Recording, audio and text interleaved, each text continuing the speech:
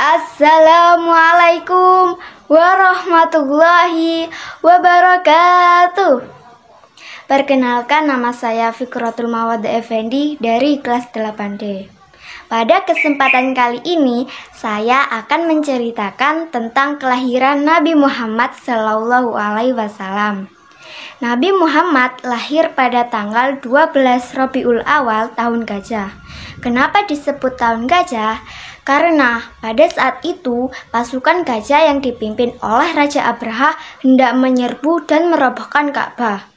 Raja Abraha mendengar bahwa gereja yang ia bangun dihancurkan oleh bangsa Arab dan juga Khotan. Ia pun berencana membalas dendam dengan menghancurkan Ka'bah. Raja Abraha kemudian berangkat dengan seekor gajah yang besar untuk menghancurkan Ka'bah. Mengetahui hal tersebut, Raja Habasyah Najasyi juga mengirimkan pasukannya. Mereka berdua berencana untuk menghancurkan pilar-pilar Ka'bah. Akan tetapi, Allah Subhanahu wa Ta'ala kemudian mengirimkan burung ababil untuk melindungi Ka'bah dari serangan Abraha dan juga pasukannya. Burung ababil tersebut kemudian melempari pasukan Raja Abraha dengan batu yang berasal dari neraka. Berkat pertolongan Allah tersebut, usaha Abraha dan juga pasukannya dalam menghancurkan Ka'bah pun gagal. Rasulullah lahir di masa ini dan dibesarkan sebagai anak yatim karena ayahnya yaitu Abdullah telah meninggal dunia. Pada saat Nabi lahir, seorang ibu bernama Halimah Sya'diyah dengan ikhlas mau menyusui Muhammad, meski ASINYA sulit keluar. Namun, karena keikhlasan Halimah, ia pun diberi balasan oleh Allah Subhanahu wa Ta'ala.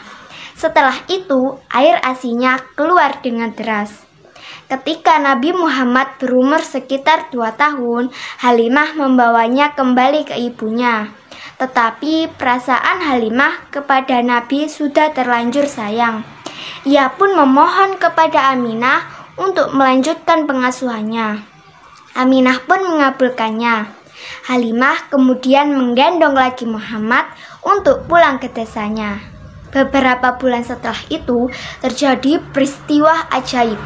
Saat bermain, Putri Halimah berlarian melaporkan kepada sang ibu bahwa Muhammad didatangi 2 lelaki yang berpakaian serba putih.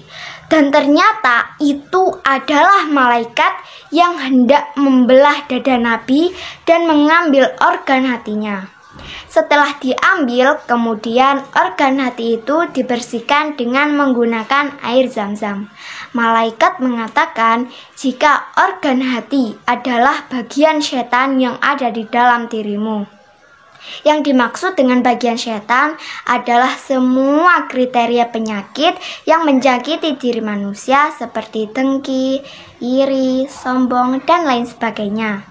Setelah malaikat Jibril selesai membersihkan organ hati tersebut, maka dikembalikan ke tempatnya semula seperti sebelum dibelah. Pada tahun ke-6 dari umur Nabi Muhammad SAW, ibunya membawanya pergi ke Madinah untuk menemui pamannya. Namun, ketika baru sampai di desa Abwah, Aminah meninggal dunia. Maka Nabi Muhammad SAW diasuh oleh kakek beliau yaitu Abdul Muthalib. Dan ini berlangsung selama 2 tahun. Pada tahun ke-8 dari umur Nabi Muhammad, Abdul Muthalib meninggal dunia sehingga Nabi Muhammad SAW diasuh oleh paman beliau yaitu Abu Thalib. Nah, kira-kira seperti itulah kisah kelahiran Rasulullah menjelang masa kanak-kanak.